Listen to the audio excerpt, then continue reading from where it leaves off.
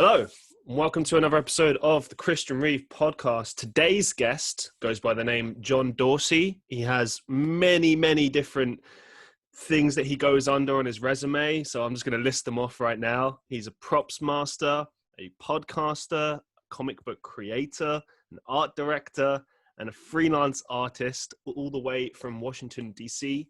Hello and welcome to the show. How you doing? I'm doing pretty good. And that all sounds like I'm a lot more interesting than I actually am. So thank you. It's perception, isn't it? It's always the way you look at things. Like the funny thing is because I obviously found you through Reddit, and I always say to people, like, if you're doing a podcast, absolutely go on there. It's amazing the interest in different types of people you can find on there. And the thing that was interesting to me is you left a link to your IMDb, and you're like, obviously, like, people are going to be interested in, certain movies I've worked on, so on and so forth. I got that. But then when I started just researching you in general, I was like, this guy does loads of shit. It's not just the film side of things, but there's like a lot of other areas that you're involved in, which loads of people would find interesting. It's all perception, really, I think. Sure, but it's that thing of like, jack of all trades, master of none. And you're supposed to like, what do you do? Well, I make money by working on movies, but then I make comic books that nobody reads, and I've started this audio drama. Like, wait, where are you going? Stop running away. I get what you mean. So I would presume then that your work in the film industry then is more like your day sort of job, and then the stuff with the comics and everything is really what you're trying to push behind. Would I be right in saying that? Or Yeah, I originally went to school for comic books. There's a really good program at the Savannah College of Art and Design, and I originally, did that, and they make you kind of go through like fine arts first, and then as a part of the comic program, there was a screenwriting program. It was like, wow, this is great. And on top of that, for anybody who doesn't draw comic books, it is mind-numbing to a certain degree. Like the amount of reward based on work, like the work to reward ratio of making comics is, until you get like any clout, is insane. Like, it's, especially if you're doing kind of like longer pieces, like you're just sitting at a desk drawing for like 12 hours a day, 8 to 12 hours. You're like, great, I finished a page, 22 more. So that's like a month of your life. And I fell into the film program, and other kids that have been, more involved and, had maybe done film programs during high school and stuff, everything like that. So I kind of was hamstrung at the beginning. So people asked what I was good at. I was like, well, I can draw. And like, you can be an art director. And I was like, cool, that sounds important. Okay, because the information I have here is that you originally studied a sequential arts degree. Is that right?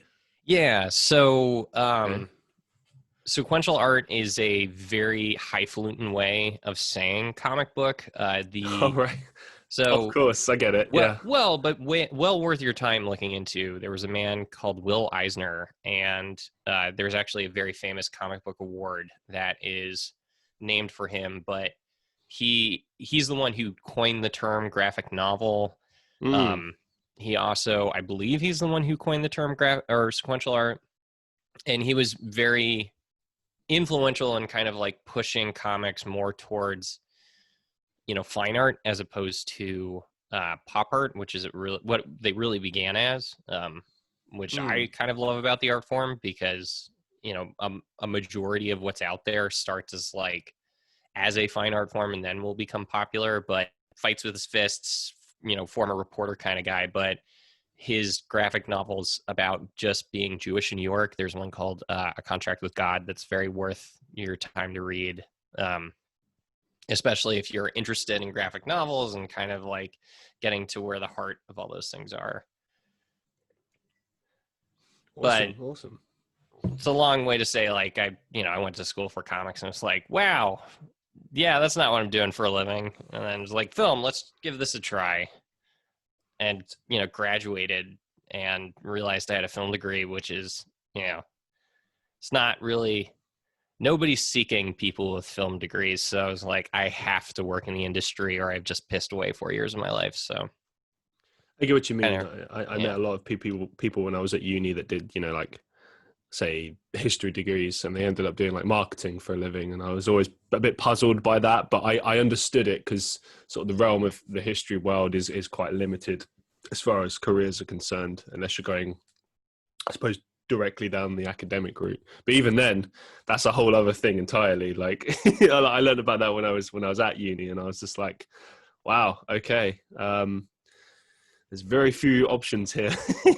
Yeah, no one tells you that. You go to, especially at art school, they're like, no, you're going to be famous. It's going to be great. And then you get out and you're like, hello, I would like to be the next Steven Spielberg. And then they're like, do you have any talent or have you made anything at all? And you're like, of course not. I'm 22. I've done nothing. And they're like, Yeah. well, no. So you got to figure out something else to do with your life. So before you went to university, like when did you start sort of writing and designing comic books? Like when did you get into that, and what inspired you to do that? I mean, since I was a kid, it's just, I've always liked them. I I'm very much a hands-on learner, and actually Mm. comics helped me learn how to read. Like my kind of like Mm. entryway into, I'd say like fine writing was through comics because, as a kid it was, X-Men and Batman and all that. But then when I was in high school, I had English teachers who, introduced me to Alan Moore and in his work, and then researching more about Alan Moore and kind of wanting to read what he was reading and to what inspired him. But, I've always loved them. I've plenty of comics I made as a kid that are, terrible kid stuff, but I know my mom has them all in a box somewhere. And it's always been kind of like a lifelong passion for me. And sort of like I suppose over those years, what some of the key things you've learned as far as the development of comic books is concerned? So it's an interesting community because you're in the UK. Where actually? From the UK, yeah. All right, I hope we're back. Hi, sorry, yeah. No, don't. I think this is the second time now I've lost you. Please go That's on. all right. So I graduated school. I went into the film industry and kind of immediately went into commercials and independent film, both which can be rewarding, but are a ton of work. And kind of once I was able to get a foothold and I wasn't working all the time, I wanted to return to making comics. So I've always kind of like tinkered around. I tried to, I made a full length comic, that's not very good, and I kind of talk about that. But then I've always been trying to like experiment with things, Mm-hmm. just because there's a lot of do-it-yourselfing or DIY. And one of the things that was interesting to learn is because I never finished my comics degree, so I didn't get kind of the background that other people did. But there's a lot of like small festivals in the United States that focus on comics, and there's this very cool independent world that you would never learn about if you're reading like typical nerd blogs. There's this festival called the Small Print Exposition. It's SPX, Small Print Expo, and it's basically like, I call it like Sundance for comic books, and I started going to that. And there's a lot, the amount of talent that's out in the world that you just never know about. So yeah, I had you. You were talking about the sort of comic expos in America, the small print ones. Well, I mean, so in general, there's independent comic festivals the same way that there's independent film festivals. So I started doing work like that and trying to get tables there. And, just like any kind of arts community, there's folks who are well known within those circles. It was actually doing this is one of the things that kind of allowed me or gave me a connection with my wife, because my wife is also a cartoonist. Oh, cool. Yeah. And there's just a really neat community out there. And while I'm not especially in it because I'm in the middle of producing an audio drama at the moment. Okay. I've just always, I can't not work. I know that feeling. Yeah, I have to have some sort of artistic Hmm. outlet or I feel like I'm going to go insane. It's like an addiction, isn't it? I have the exact same thing, and sometimes I worry about that feeling. Like, is this addictive? Is this healthy? But I think that sometimes for some people in life, it's like, yeah, work can be both a driving force in your life and a source of like passion and a thing that you can kind of put everything into, like your positive energy, even negative energy. Sometimes I think it's like a good therapeutic way of managing that, rather than, you know, say taking it out on someone, or you know, maybe dealing with things in the wrong way. Like, I completely can relate to you on that one. Yeah. It I guess the main worry is like, am I a crazy person and I'm just tinkering in the basement all the time? Probably. This is But how most horror films start. Like, yeah, what's yeah, going I on? don't, no one's getting hurt. This is fine. This is okay. It just That's, reminds me of that meme with the dog in the you know, the fiery house, and he's like, "This is fine. This is yeah, okay." that's generally been the feeling of this year. That's for sure. Oh, it's crazy times, crazy times. Well, speaking of which, actually, how has that sort of affected your life, like with COVID-19? Obviously, it's affected all of us, but I always sort of ask my guests this right now because everyone has a very different way that they've dealt with it. Some people, it's affected them massively, some not. Like, how has it affected you? Well, I'm a homebody, so my life Hmm. didn't change that much because I kind of have like two modes of just like I'm gonna work in a cave for months and then I'll emerge and I'm like, all right, everybody pay attention to me now. But um it's been a bummer because we've had like annual parties every year that throughout the year and we haven't been able to do that. But it's been nice to spend a lot of time at home with my wife where we just got married last year. Oh, So congrats. thank you. And originally I was going to be on a TV show at the beginning of the year. And when COVID hit, we were all kind of like, all right, this will be like 2 months, we'll be back. And, Right. the Yeah. film industry just shut down. So that was a bummer. I've done jobs since then.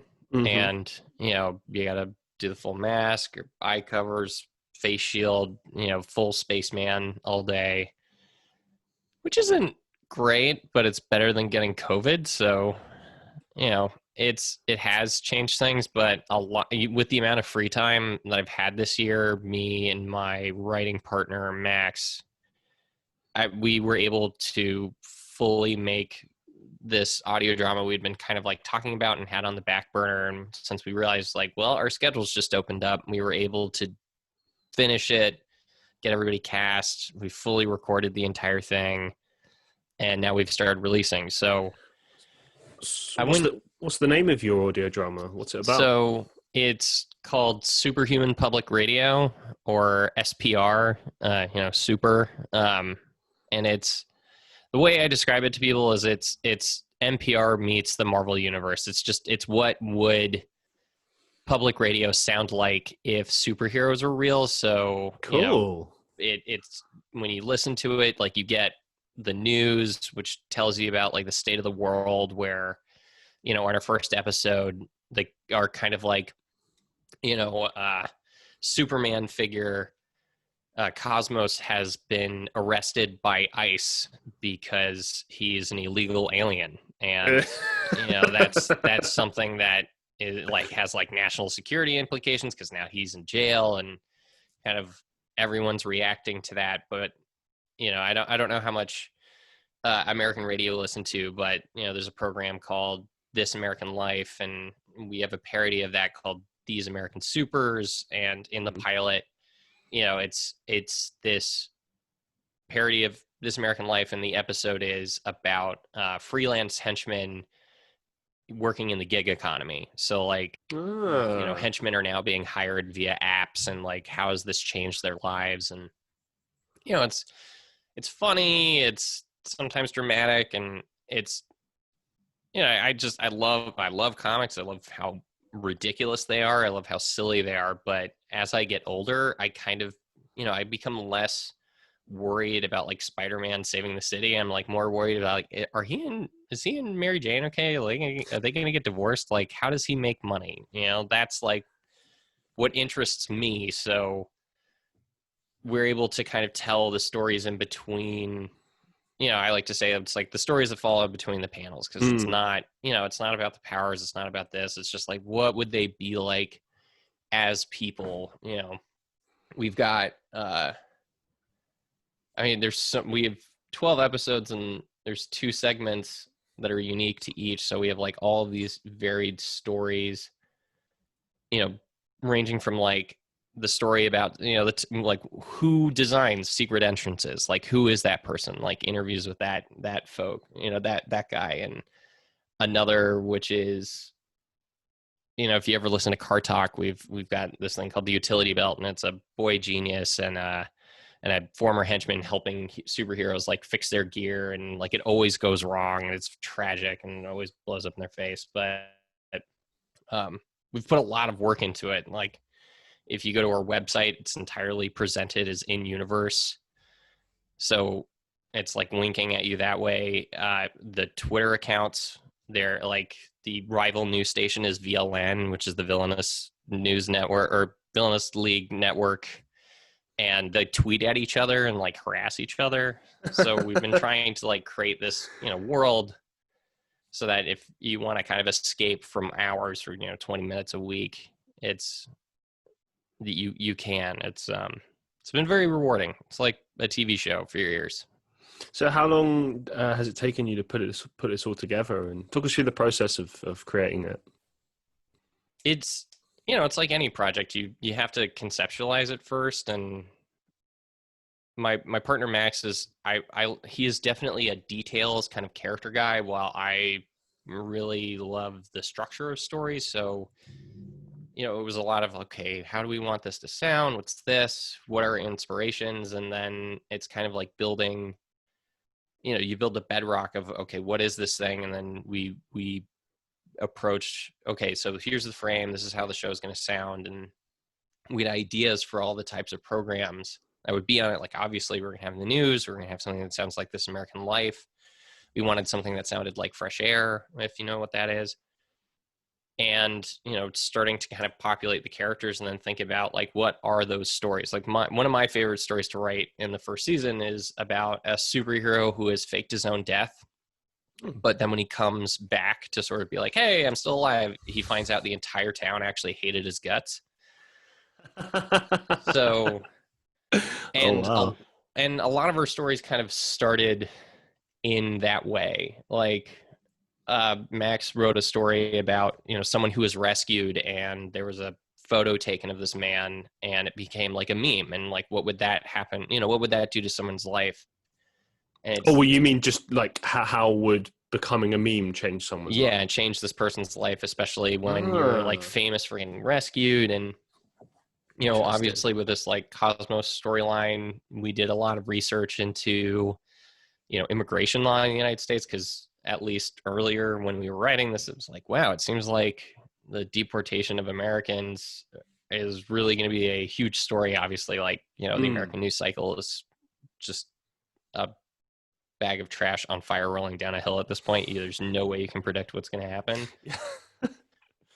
But I think for the rest of us from the outside world looking in, America does seem to have the kind of most outlandish, and I think that's because it's like, because it's a one whole continent and every state is so different. And do you know what I mean? Like, one might be more relaxed, one might be crazier, but like, oh yeah, it's just so much going on at all times of the day. And it's, like, for instance, Florida is a good example of that. There's always something crazy going on in Florida.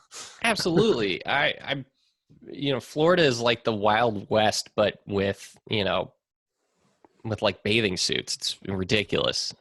But it's 50 countries that are supposedly all on the same page. But if you asked me, I live in DC, or the DC area, and if you're like, what's your opinion about people from Maryland? It was like, they're my neighbors. I think that's a very common thing country to country, though. Like, we have a similar thing in the UK. Like, the North and the South divide, or like, being from certain places. Like, a lot of it has more to do with sports and teams and stuff, which I know you guys have as well, but that always seems to be like the underlying factor. But yeah, I don't know. It's like it's there and it isn't there. It's very strange. Yeah, and to get back, to in kind of what I was talking about with building the show up, it was just kind of one of the reasons why we took on this project is both me and Max want to write for TV. He also wants to direct. I don't have the attention span for that, so and it was figuring out, okay, how to plot the story kind of like throughout the season and make sure it was engaging, and who appears where. And it was interesting because we wrote the entire thing. We were able to go back, because typically like TV shows they'll have a loose outline of the whole season. They'll start writing episodes, but then they'll start the production. So they're racing to finish the season while this like moving train that will not stop is chasing after them. So we made a very conscious decision, like, all right, we're going to write everything. We were able to grab a lot of actors and do read throughs, so we could kind of figure out, like, this story is terrible, we have to rewrite it, or this one's working really well, or maybe pairs better here. And since we were able to record or to write everything, then we were able to kind of go back, tinker, make it what we wanted it to be, and then we were able to just record everyone at once. So we spent 2 weeks recording people remotely, kind of exactly a way like we were doing right now. This is what we did. He directed people over Zoom, and they recorded natively. They sent it to us, so we were able to keep everybody safe in the time of COVID. And it was interesting because we were able to work with actors across the United States. Like, I don't know how many audio dramas you listen to, but usually they'll have like a cast of like 12 people who have very, plastic voices. And we have a lot of incredibly talented actors on the show, but we have a cast of 50 playing 100 characters. So it's actually like, the scale of it is very big. He's got, I've got like on my wall over here, I mean, obviously the listener can't hear, but this is the plot of the first season. Wow. Laid out on cards. I love how organized it is. That makes me very happy. Have to. Oh my God. Max in his office, you'll see there's a map of the United States that has pins of where our stories are to make sure that it's like kind of spread out. Mm-hmm. And once we were able to do that, like we've got our theme music was originally composed by Rock Lee, who's a local DC composer. We got really great themes for 2 of our other shows from a musician named Steven Muniz in North Carolina. Without COVID, I don't know if we were going to be able to kind of collect all of this talent in one place as easily as we did, which is a blessing in disguise. Obviously, if I had the choice, COVID would never happen. This is terrible. I hate it. But, I take victories where you can. I get what you mean. It's been the same for me. I've been sort of unemployed this whole time, and it's given me so much time to work on this. Even the idea of even doing a podcast, let's say eight months ago, was just not impossible, but just unlikely. Whereas I've been able to do it, and I feel like I owe that a lot, funnily enough, to COVID and what it's done to society. Obviously, we all want it to end. We don't want it to continue. I get that, but like you were sort of implying there, you got to make the best of a bad situation and work around these things. And it's really good. I think, with things like the film industry and like what you guys are doing in the audio drama industry as well, that like there's still efforts, to continue these things, to work around these restraints that we may or may not have. And it's interesting as well how it differs between our countries, because in the UK, I believe we do have productions going on for films and TV shows, but as far as like most things going on, for instance, any kind of events are completely off. That's not happening. Most things are shut down. We have like a tier system thing going on here. But point is, a lot of things are just cut off completely, and there's like no access to or attempts to kind of get that stuff moving. So I do kind of look at America with kind of awe in terms of how certain things are being trialed and tested there. Like, you have like some events that are going ahead, but with a smaller percentage capacity and stuff. And as you sort of rightly said, you have movie sets going on where people were doing and have finished entire productions completely safely, which is impressive, so it's interesting. But actually, one of the questions I wanted to ask you with regards to state by states, and this relates back to the stuff on the comic books, does it differ a lot state by state as far as I suppose like popularity and accessibility? Like, how does it differ in different parts of America with the sort of the comic book craze? Because in the UK we do have a big comic book following. Obviously it's not anywhere the size of America, but I think that the most common things that we have are like like Comic-Con in say London or something like that, but other than that it's still kind of niche here, I suppose.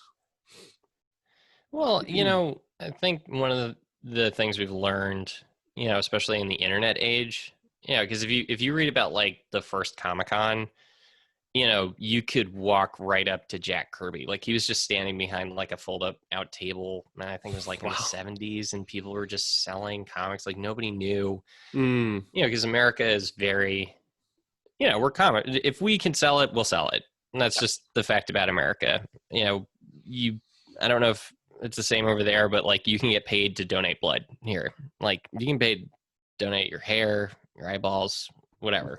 Everything's for sale in America. And because you're kind of encouraged to be into something and like be individual, there are fans everywhere. And maybe say like, you like comics, I don't think they are more popular in certain areas. There are definitely homes for it because, 10 years ago you had Comic-Con in San Francisco and New York and maybe like smaller conventions other places, but now there are conventions like everywhere. Yeah. Which is really cool. And I think there are definitely pockets of more like places that have larger art communities, which tend to be around colleges, will have their own festivals, which will have their own, kind of like hometown artists. And there will be like little flavors here and there. I have a piece on the wall by an artist named Ben Passmore, who is kind of well known in the independent community. And I believe, I actually went to school with him. I never met him, but he was at SCAD at the same time. And now he does sort of like essay comics about protesting and being Black in America that are very good. Cool. And I know that he was in Philly. So, that scene, he was a little bit more around. Like there's definitely somewhat of a protester scene there. I don't know. The thing is that there's just pockets everywhere. Yep. And that's what I love about comics, especially with the independent community and people being able to get their work printed. Like there's I'm missing her name. It's Liz Suburbia. She wrote a comic about Alexandria, which is like 10 minutes away from me, that is just about like teens there. And it's kind of great because it's this like microcosm window into what that world was like for her growing up. And, kind of very similar to my teenage years. I don't know. It's just, they're fans everywhere. Everybody's a fan of everything.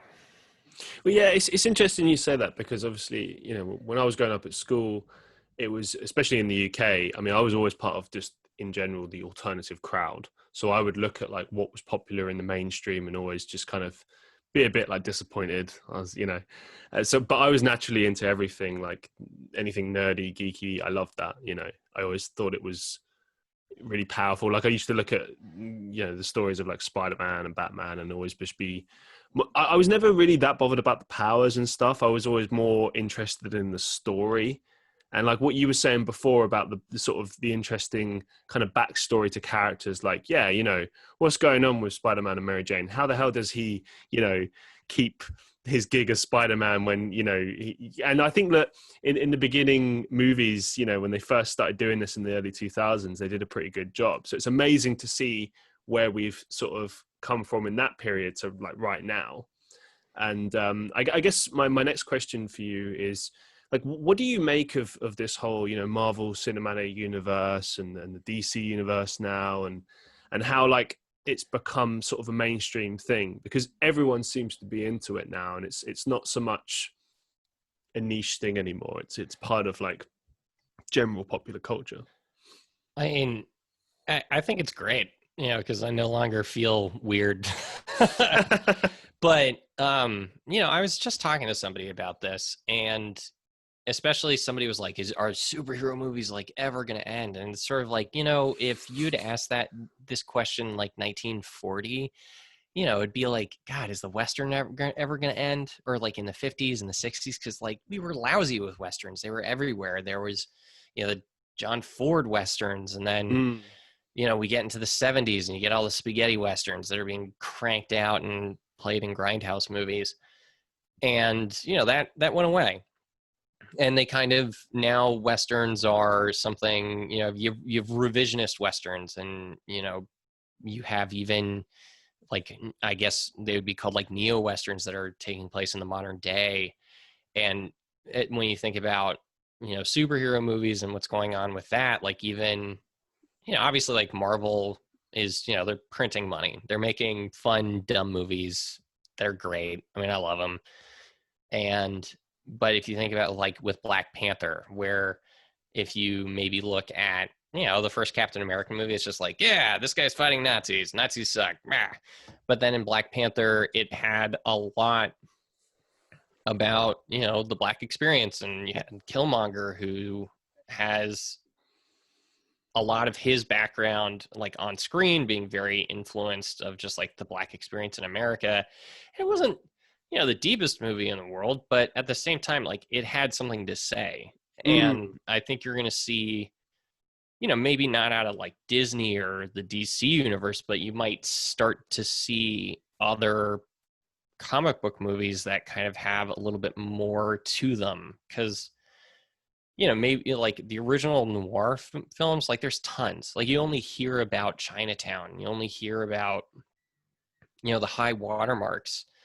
And maybe in 20 years, like we're going to go back to, you know, think about like Chris Nolan's movies, which are very, you know, he made the first Batman, he made Batman Begins, which is, yeah, it's a superhero movie.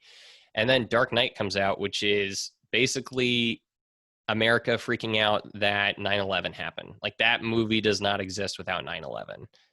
And it was very much a response to that. So, you know, you'll start to see superhero movies move beyond the cape and be about, you know, culture a little bit more and have something to say. And, you know, because everything needs to go through its teenage years and get the jitters out before it kind of grows up.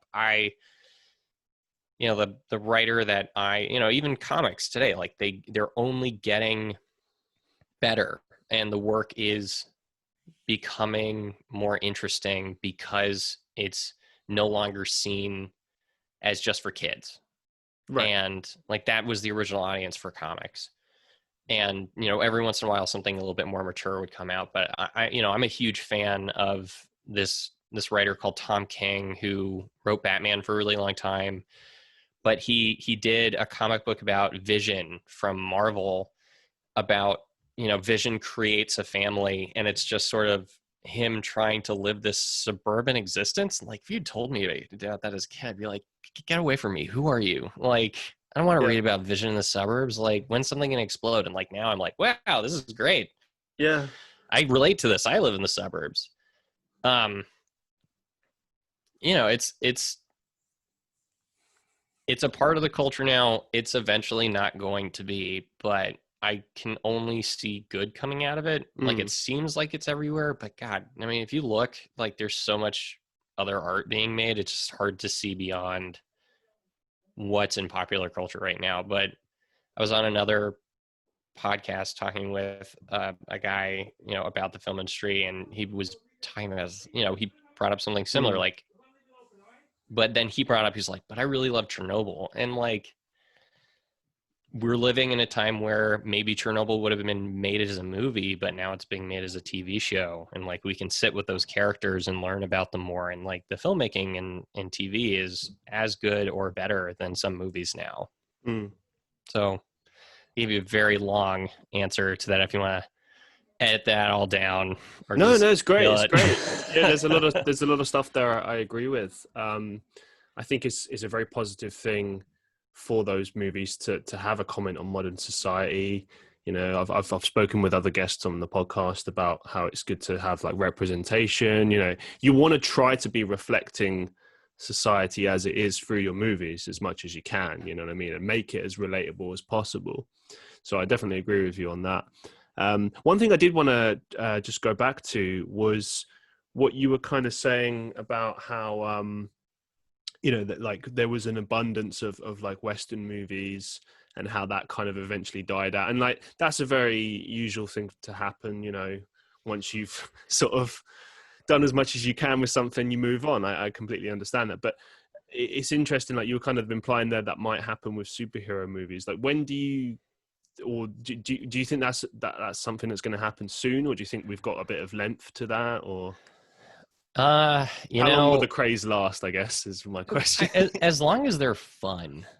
Yeah. And trying to predict culture is just, I think you'll never get it right. Right. Yeah. Mm-hmm. Like, you know, if you told me again, as a kid, that they were going to make 30 Avengers movies that are just going to culminate in like 2 ones where they just close off all these storylines, I would have been like, you're crazy. There's no way they're going to do that. And they have. And, you know, I don't know. Maybe the detective movie comes back. It's hard. I mean, it's hard to know. I think what you're going to see, and this is just based off of reading trades. So especially with COVID, obviously everything's in streaming. So as a filmy person, mm-hmm. a lot of my employers have been streaming services and, you know, like TV channels like HBO or Showtime. You know, my last big job was The Good Lord Bird, which is this, you know, like Western-ish TV show about the American figure John Brown. And before that, I was on House of Cards.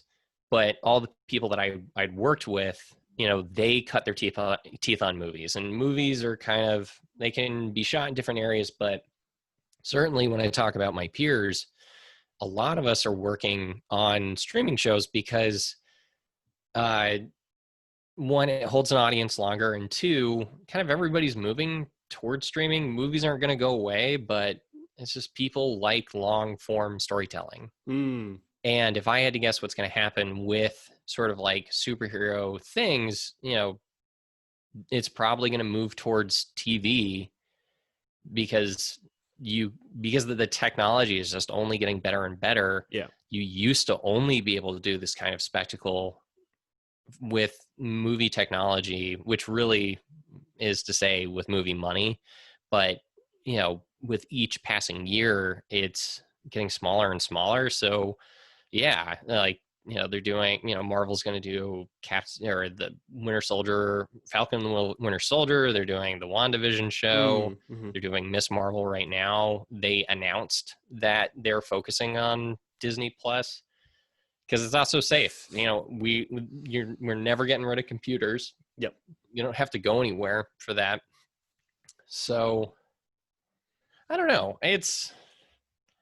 I would like to see not grittier things. I think gritty is boring. I just want to see things that tackle more mature themes, which is such a silly, I don't know. It's no. I get what you mean. Just say more adult, you know, I can relate to. Like, I'm about to have a kid, so yeah. Like, there's a certain level of stuff that I look at now. It's just like, I don't care about you anymore. Yeah, no. You make a very good point. I mean, throughout this conversation, you've kind of said how, like, it's different. Like, when we were kids, yeah, we were into all the fighty stuff and the action and the violence, of course. And then as you get older, you know, it's not that you're not interested in that, but you become you start looking at life differently, and therefore when you're looking at art and the things that you love, you look at that differently too. And I suppose it's not as relatable if it doesn't kind of, well, relate to you. I suppose, yeah. I could, and like I'm the same. Like you know, I think like for example, you know, they've done a very good job with Batman over the years. There's so many different versions of Batman. You've got your gritty ones, your campy, silly ones. You know, the ones that are somewhere in between. Like, you know, it would be good to see other characters in that way, because I feel like for certain superheroes, you know, it's like their stories. Like this was my problem with like Superman, for example. Like I liked what they did with Man of Steel and stuff. I thought that was very good. That was more in the right direction. But classically, you know, I grew up on the comic books and the TV, like the animated TV show and stuff, and I loved it. But I'd never loved it. Like I just thought like, oh, this is okay. But I just didn't like the idea of like a character who's just super good and never does anything wrong and is never flawed. Like, I know he's an alien, so he's not strictly speaking like a human, but he's grown up on... Yeah, he's grown up with a human family. He's raised with human values. Therefore, you would expect him to be flawed as a character. And like, okay, like with Batman, you know, Batman makes selfish decisions sometimes, or he'll, you know, in some adaptations, he, you know, might even kill someone, or he will get very close, or, you know what I mean? Like, he's more of an anti-hero. And I always thought that made sense for the character and the character arc, you know, like just, you know, having a bad childhood and then deciding I'm going to fight the good fight and I'm, you know, beat the bad guys. I just never bought that, you know, whereas it made sense for other characters. Like with Spider-Man, it's like he has a personal tragedy which serves as a catalyst for him then pursuing that. You know what I mean? It's like he's almost thrust into the adult world. I mean, I suppose it's more of a coming of age story, isn't it? That's what it's supposed to be. Oh yeah, taking responsibility and becoming an adult and all that. And but like him actually just fighting crime and stuff comes from that. You know what I mean? I feel like it might have been a very different story if, for example, like the character of Uncle Ben never died, as an example. I feel like that would kind of... It's not that he wouldn't have become the same character, but you know, I think that really shapes like that character arc is what I'm trying to get to. Like, I think the way you tell a story and doing different shades of it is interesting. Like, I heard that, for example, with the Marvel universe, they're thinking about maybe doing the is it the Dark Captain America, the one where he's like working for the Nazis or something. I don't think they'll do a movie of that, but Never know. I mean, one of the things that you brought up is just it's purely character, and that's one of the things that I think that's one of the reasons that people are very attracted to, you know, both Batman and Spider-Man, certainly with Batman, because, you know, he's the kind of guy you kind of would hope to be, you know, especially as a man, you're like, you know, dark and brooding and handsome and mysterious, but also, And you rich. know, people and rich. Oh my God, how great would that be? But people love a good mystery, Yes. which is why he's very popular. And then with Spider-Man, you know, Peter Parker is just a guy. And that's what I love about him, is that like, he's not worried that Green Goblin's going to blow up the city. He's worried if he's going to get Aunt May's medication on time. He's been late all week.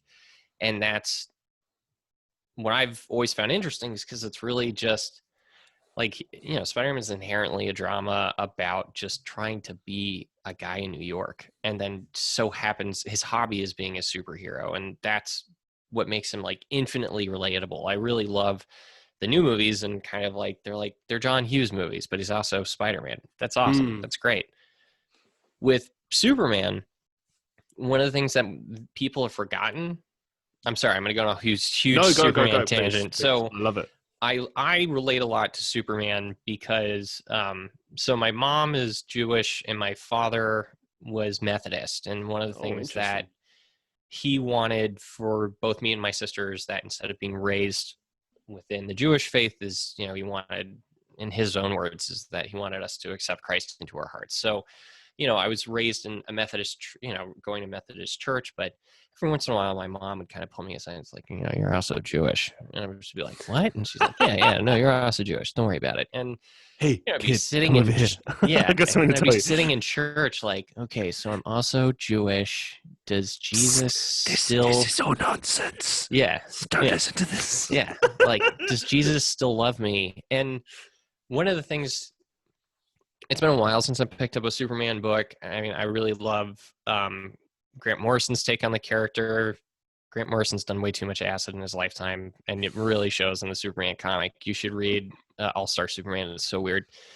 And Superman for All Seasons, which is Jeff Loeb and Tim Sale doing this very Norman Rockwell style of Superman. But the reason why Superman is interesting is because he was raised as a regular person. Like, everybody who says Clark Kent is the mask for Superman is wrong. Like, that's totally wrong. Clark Kent is Clark Kent. He's a kid from Kansas that when he was a teenager found out that he had superpowers. And instead of being told that was wrong or that his alien heritage was bad, is like, he had two great parents who instilled really great values into him and then, would send him out into the world. But what I find very interesting is that this guy's antagonists sometimes come from Krypton. So, and they tend to be like very Old Testament bad guys. And like, he has to kind of grapple with the fact of like these two identities for him. Because Superman has become like a Christ figure in popular culture. Like in Man of Steel, there's a straight up image of him looking like he's crucified. But that's wrong. He's not a Christ figure. He's Moses. He was a child sent down a river for a better life. Can you really say that if he's, I mean, he's the idea being he's all powerful, almost indestructible. I mean, every superhero is all powerful. Like, they're never going to die. But the thing with Superman, which I think is like why there's a lot of criticism about him, is it's like he's almost impossible to kill. Like with Spider-Man, I mean, like when you were a kid, you do those things where you'd be like, oh, would so-and-so beat so-and-so in a fight, yeah? And it's like with Spider-Man, it's like, I love Spider-Man, I adore him, he's my favorite. But like in a lot of these, I'd look at it and I'd be like, okay, well, obviously Superman would annihilate like 90% of these guys. Do you know what I mean? Remember, it should never be... if you were going to write Superman, it's never going to be, is he going to die? That should never be the point of Superman. The point is someone else is going to die. Like, that's where the drama comes from. And that's where a lot of Superman writing kind of goes wrong, because then it kind of becomes this like Dragon Ball Z, style power creep thing. But, I find it very awesome, by the way. Yeah, I love it. But it's just, there's an opportunity to tell the story because, Superman it's a parable about being Jewish in America at the time it was written. The two writers of Superman were Jews from Canada. And, a lot of the creative industries in America, you'll throw a rock, you'll hit a Jew. But like, the thing is that there were times in America it was not cool. Right. Yeah. Jewish. In fact, there's still places in America you would not want to say you are to this day. And, Superman is inherently this story about being Jewish in America where you still have to present as a Gentile. And that's the point behind his character, is you are full of all of this potential that you would love to show the world, but you might not be accepted for it, which is why, he has a very waspy look to him. If you look at him in the comics, like, parted hair, he's just, I'm an all-American boy from Kansas, but like, he's Kal-El, he's this other guy, even all of like, I mean, there's so many interesting things about the origin of Superman. Like, Jor-El is really close for Hebrew for freedom from God. So there might even be like a kind of secret atheist meaning in there. And, they've really gotten away from that origin, because like, if you make Spider-Man all about saving the city, like, you lose the heart of that character. And with Superman, like, he's become that Christ figure and not about just somebody trying to be true to themselves. And like, there's really interesting stuff going on today because now he has a son and they live in Kansas, and like, it's more about being a family, which I think is great. Mm.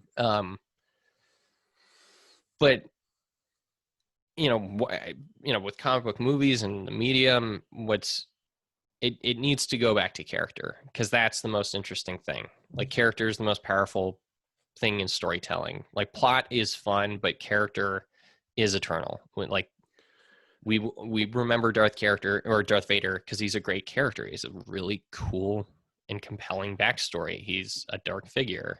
This is an excellent point. Like, I totally agree with you on this. And I feel that, like, with certain things that are going on now, we're losing that. And with other things, we're getting a lot, if you know what I mean. So, like, if you take Spider-Man as an example, I feel that, like, they really nailed it with his character in the first movies, the original trilogy, Sam Raimi trilogy.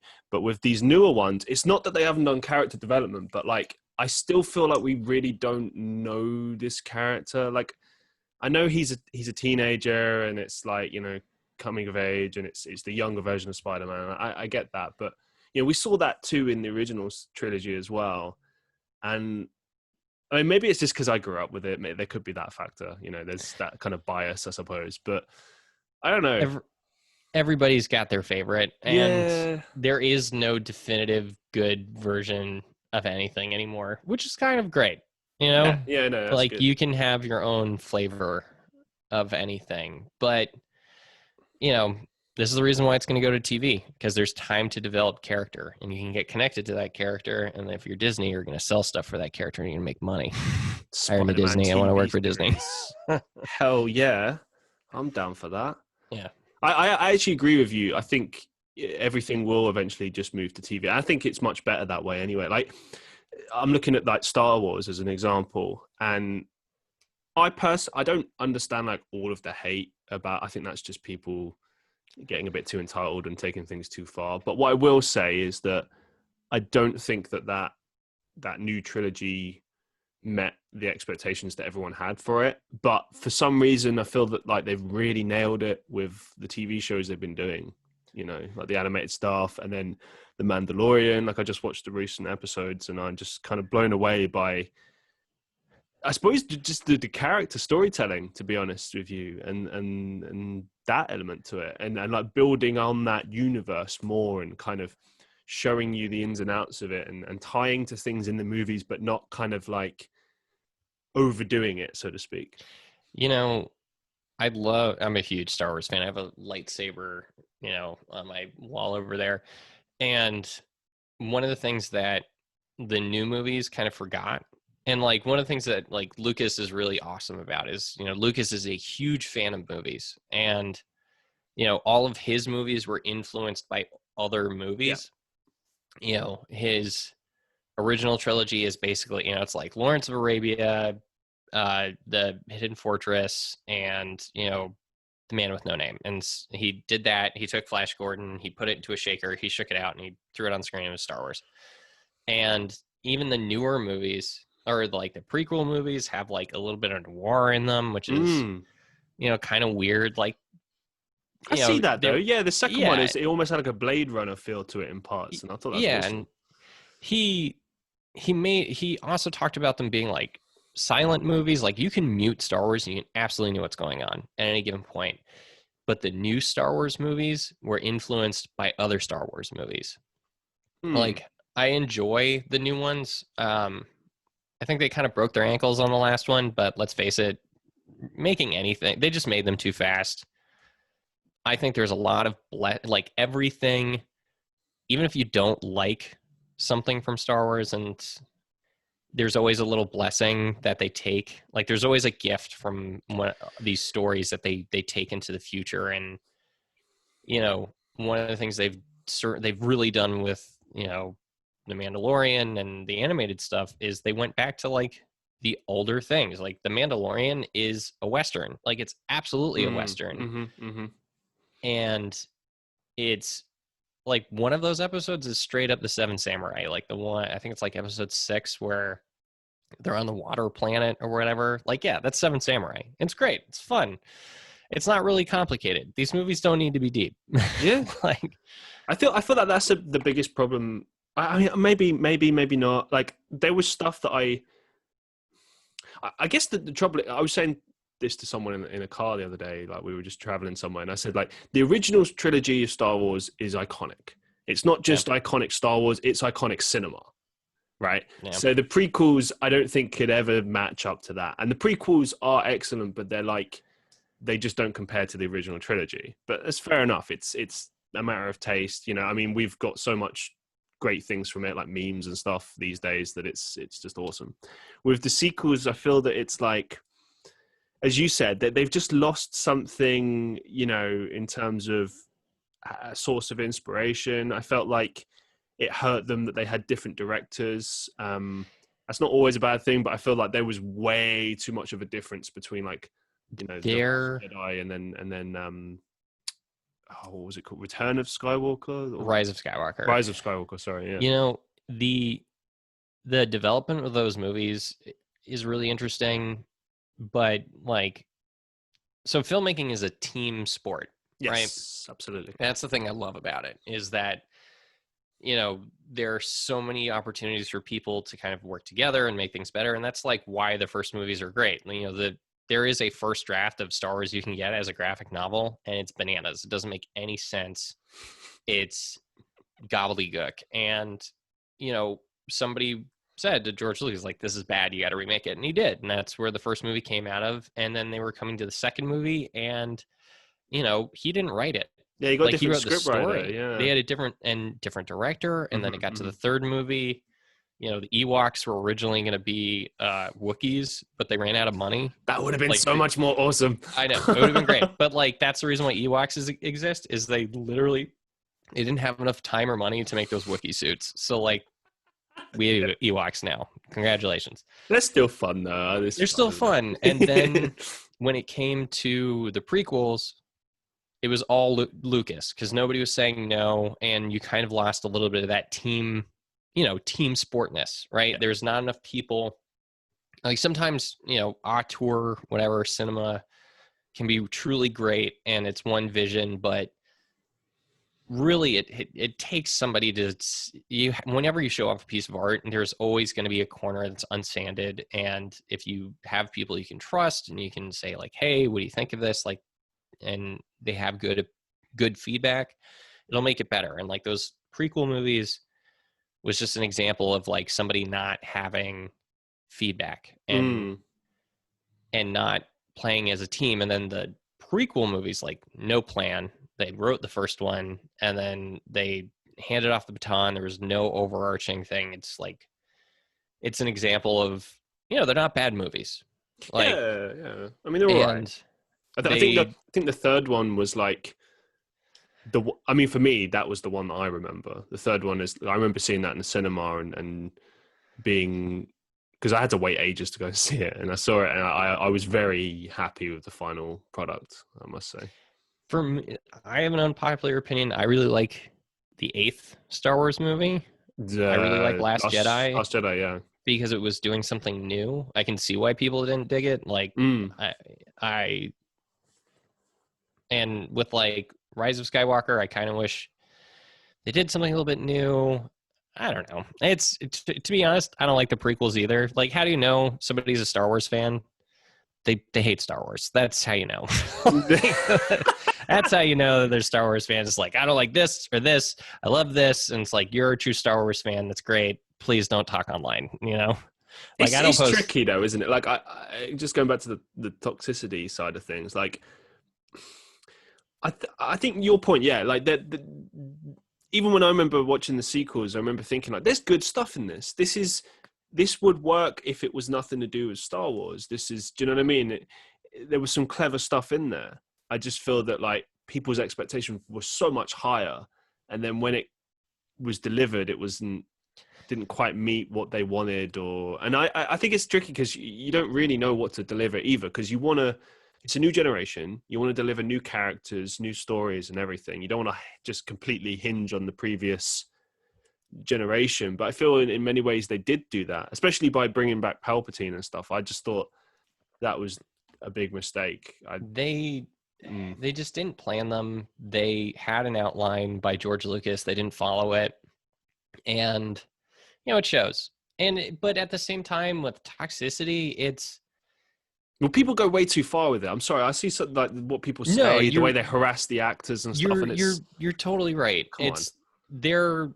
It's really tough because we've, with all of this like pop art and just culture, not only comic books, Star Wars and other TV shows, even with like Lost, it's just, the thing is that these stories are becoming also a huge part of people's identities. Mm. And that's why they get very invested in it, because it really kind of becomes a part of someone's personal origin story. Is like, I saw Star Wars and it changed my life, blah, blah, blah. And I'm not going to lie. Like, I watched Lost and I was like, I want to do that for a living. Like, I want to make stuff like this. Oh, cool. And, you become very invested in these. And especially if you're creative, you start thinking of like, oh, it could be like this, it could be like that. And then when it doesn't happen the way you want it to, you can feel disappointed. And people venting about it online and taking it out on actors or directors or writers is wrong, and it's dumb. But do I understand it? I totally get it. I vent about stuff like this all the time. My poor wife is just sitting there just like, please, can we? I think sometimes it's fair. Like, I think it really depends. Like, with the Star Wars movies, it's like you said, they tried to do something different, and I think they should be applauded for that. And like, the one thing I will say is that they made a logical story. It could have been expanded upon. It could have been done in many different ways, but it was a logical story with, an ending, and it was, they put time and effort and they thought about it, right? Whether or not it was the best they could have done, the worst they could have done, that's up for debate. But it was finished. It was done. There you go, right? Yeah. And there's many people that like it.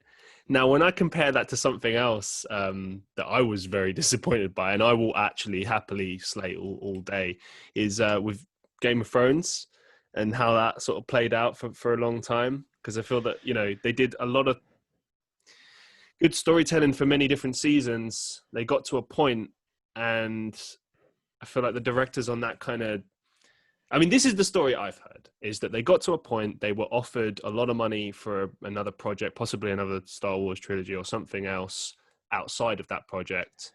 They'd sort of finished with the source material from the author of the books.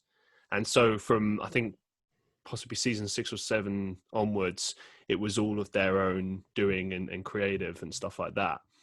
And they'd been offered to go as far as up to like 10 seasons. They refused that. So they essentially refused an opportunity to expand upon it and really go heavily into detail with the creatives. And I feel that my biggest issue above all else with the ending is some of the lack of logic in some of their decisions, like with Bran becoming king as an example. I look at the whole narrative of the entire thing, and I'm like, is there anything here that I missed that maybe implied this? Because I feel like with a good story, when you get to the ending and then you think back, you think, okay, yeah, this was logical. This was hinted. There was little things here and there. That ending, I was like, I never saw that coming. And it's not in a good way. It was in a kind of like they just thought, yeah, let's just do this. I'm a huge Game of Thrones fan. I read all the books, and I've read them all like 3 times. So I've spent way too much of my life thinking about George R.R. Martin's writing. But, so I've worked on shows where big things happen. Like, mm-hmm. I can't name anything in particular because I'm afraid of lawyers. But like, I've watched creative decisions, like just being a little guy on the ground and like reading scripts coming in and watching how like the absence of one person can really change how productions work. So, there's a million different decisions. Like, you heard that going on, but like, if HBO wanted to hire new writers, they could. Like, there were other writers that worked on that series. They could have absolutely been like, you know what, guys, go with God. We're going to put it in their hands and you're good.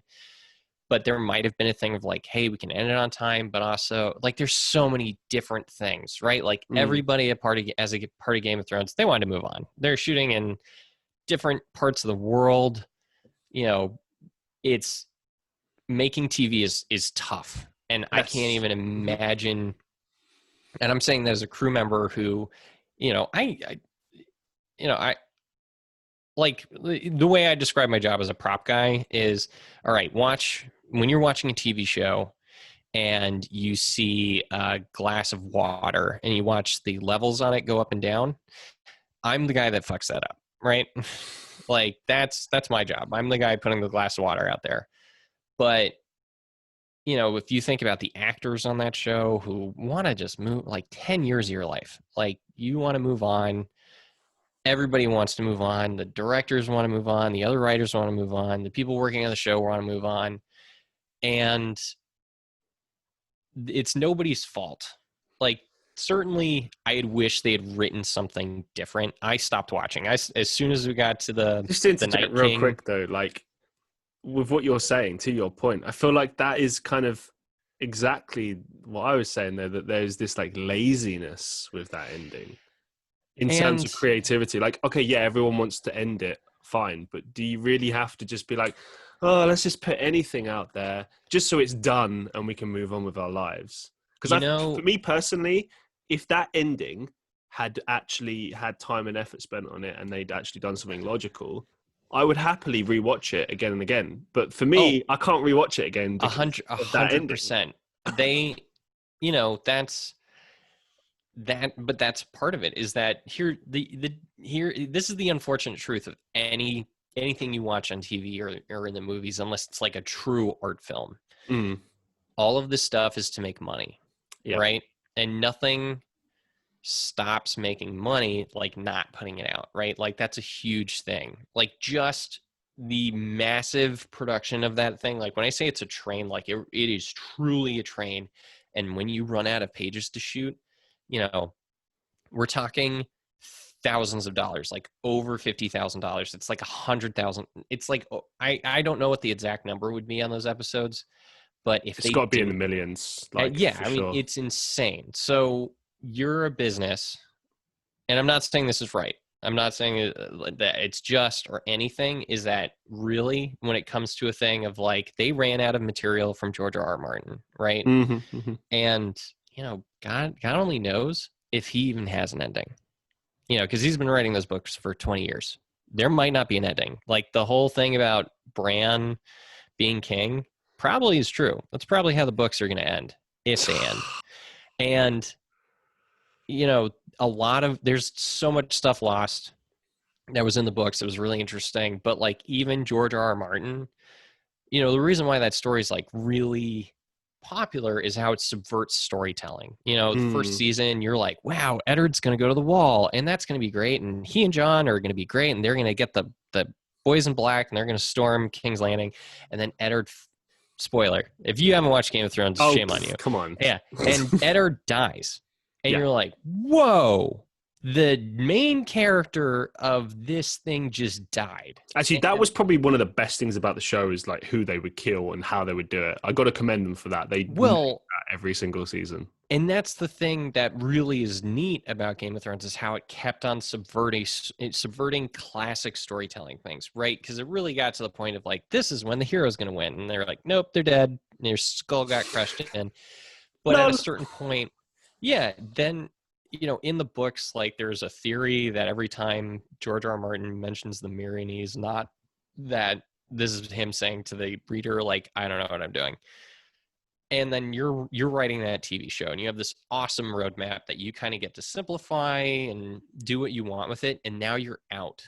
You have no idea what's coming next, and you have to figure it out. Remember, they had the pleasure of not only, or the privilege, they had the privilege of not only having a roadmap, but a very well thought out roadmap for them. And then it just ran out. And now you have to figure it out. But on top of this, on top of writing, you now have a million other decisions. You got casting, you have budgets, you've got HBO calling you about merchandise. You have to do press. You've got to do interviews, and you're also been on this for probably like 12 years. Well, they were on it for like 10 years at this point. And your mind, you've got kids, you got your relationship with your wife, and you know, do I think they should have been like, hey, you guys go to Disney, fuck off, let's get some other people in there? It probably just got to the point where everybody was like, we want to move on, and they threw that ending out, and it wasn't good. But if anything, here's the lesson: you want to write a good story, plan it out. Yeah, and like since we're talking about this as well, like I feel that just as a final word on that, like even if they'd have tweaked that a little bit, done something like made John King, that I think would have salvaged it, at least from the storytelling arc. You know what I mean? But it's, I guess it really is up for debate. I mean, the example that came to my mind since we're talking about controversial endings is I recently rewatched the series How I Met Your Mother, the TV show. And obviously that controversially had a controversial ending. And I remember rewatching it back and thinking, I can see why people dislike this, but I don't really get why it's controversial, because from the storytelling perspective, from the very beginning to the very end, it was logical throughout. It hints at it throughout. It doesn't like shock you. Do you know what I mean? There's shock value within it, but I think if anything, it's trying to say, okay, it is about this thing, but the underlying story this entire time has been this. And if you watch it back, you can see that. And that's, I think, what made it a clever, ending. And I get that people don't like it, but I think they're more romanticizing the characters rather than actually looking at the logical narrative of the story and kind of thinking about that. But, and that is what my issue was with Game of Thrones. It wasn't so much that I was romanticizing, like, oh, I wish it was like this. I wish Jon was king. I wish it was this. It was more that they just never hinted about the brand thing. They never really kind of said like, this is a possibility. It was more like, okay, this is not a possibility because we've changed this character now and it's like this, and this is all you can expect from this character. So to then get to that ending was a bit like, huh? Yeah. It's, I don't know, man. It's, the only thing I can speak from their perspective is like, I've written an audio drama, like, yay, I mean, I think it's pretty cool. You should listen to it. SPR, yeah. Superhuman Public Radio. Look it up. Anyways, but it's like not only is storytelling really hard, but also kind of giving the audience what they want, but also delivering something new. Like if you're creative out there and you can deliver all of those things, man, God bless you. Like it's tough. Like with the weird little things that I make, that I'm like, yeah, this is going to be the thing that puts me on the map. And some people are like, nah, no. This idea sucks. Yeah. Not my cup of tea. This is like, all right, fine. I'll try something new.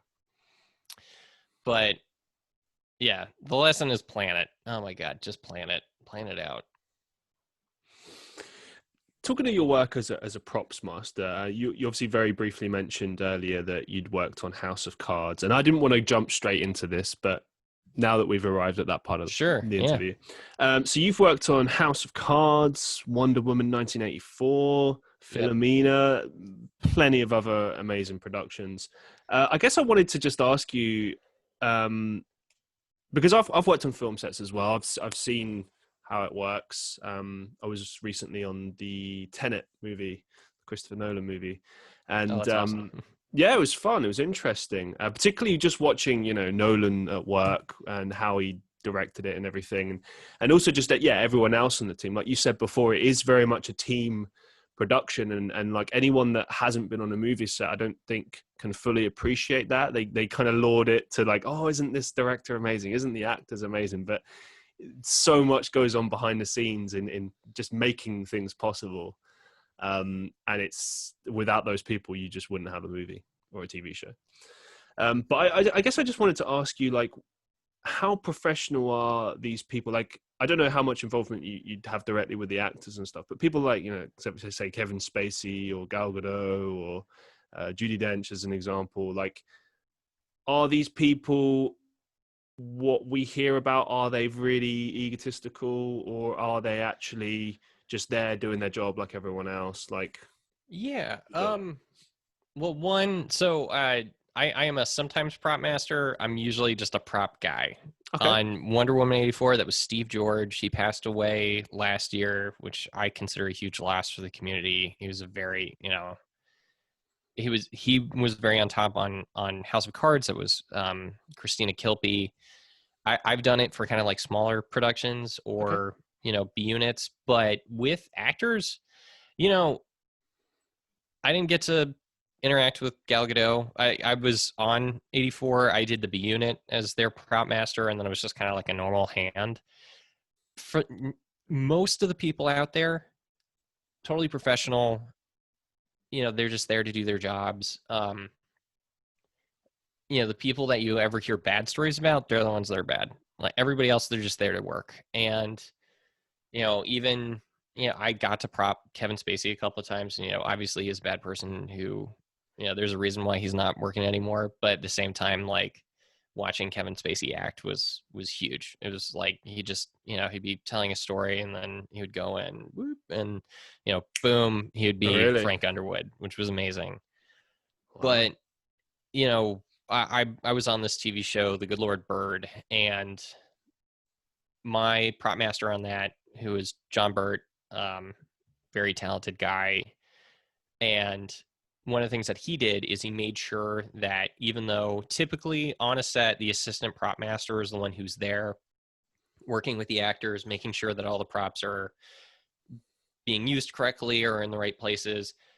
And the way that we ran that set is pretty much everybody got time on set and made sure that the actors all knew who we were and were able to, trust us to handle their props or tell them how to use things properly. And I got to see Ethan Hawke, who I'm like a huge fan of, and watching that guy work was amazing. Like he came in with a good attitude every day. He worked with the directors, and responded to how, really collaborated with them. Every once in a while you get an actor who might be a little bit salty, or maybe even like a background actor who, Give us some they've been examples. Give us some dirt. well, I mean, like they're so on like any show there's gun stuff on, there's always like stunt guys are the worst. They break everything. It's amazing. They're all Hmm. cowboys. I mean, I love them. Interesting. They're the funniest guys in the world. But like, as a prop guy, like a stunt man will just come back and like hand all of his props So, all like, when that broken. stunt guy's walking on set, you're like, oh, Yeah, we're all no. just like, God damn it. And I have been very lucky to not have any like truly bad interactions with actors. There've definitely been ones where I'm like, that guy doesn't like me. That's fine. I'm gonna get out of here. Anyone in particular? I mean, so I am not the hero of the story I'm about to tell. So Oh, I'm just bad guy. putting that out there. And one of the earliest movies I worked on was this independent movie in Baltimore called Learning Uncle Vincent. And then it was, retitled Love. And, it's this movie, young Afrocentric movie about a young man learning that his uncle is a criminal. And it starred Common, who's great. And just chill guy. And we had this young actor, Michael Rainey Jr., who's like now on, he's like the star of his own TV show now, which is pretty cool. And one of the actors was Danny Glover, and it was awesome, right? And like I was just like an art guy working on this movie, just Is that like the guy? Hold on. Is that the guy who he was in? Lethal Weapon. That's Yeah, it. it's Yeah. him. And I was told by my boss, Alex Brooklyn, and she was like, "You got to go take photos of Danny Glover." I was like, "Cool. Wait, like the Danny Glover?" And she's like, "The Danny Glover. He's right over there." And we were shooting this like mansion, not this like nice large house in the better parts of Baltimore. And he's walking up the hill, and it had this like super slight incline. I run up to him, just like huffing and puffing, and then finally like catch up to him. I was like, "Mr. Glover," and he's like, "Yeah." And it's just like, I gotta take pictures of you. And he's like, "Why you gotta take pictures of me?" And I was like, I'm in the art department. It's so we can put your photo in the photo frames, which by the way, nobody looks at that. Look at all the photo frames in a movie. We have all these photos of actors. You never notice it. I hate it. I notice it sometimes. Okay, you notice it. You're the one guy. Anyways, so he's like, Well, it all right. depends. If it's like in a so if it's like they're in a house and it's like, I don't I mean, know, if it's a to their featured thing, family, yeah, or something. yeah. So, he's like, I need to get a sandwich. You can take them after that. I'm like, all right, Mr. Glover, that's fine. So he walks up the hill. By the way, Danny Glover is the tallest human being who's ever lived. I'm also 5'9", so most people are taller than me. Right, yeah. And he walks over to the crafty truck. He gets his like cheese and bologna sandwich with all the crust cut off, cut diagonally, and he proceeds to eat this tiny sandwich. Like, it takes like 20 minutes. I'm just standing there with the camera, just like, I need to take photos of you, Mr. Glover. And he's just eating, trying to ignore me, the world's most annoying human being in the world right now. And he finishes. So I guess you caught him on his sandwich. lunch or something. Yeah, well, I don't know. He was just there visiting set that day. And then finally he finishes that. And then I'm like, can I take your photo now, Mr. Glover? And then he's like, I have to go over my lines. You can do that after that. So he goes and he reads over his lines. I'm standing in their corner holding the camera. It's like another 30 minutes. My boss is texting me like, you got those photos yet? I'm like, he's reading the script.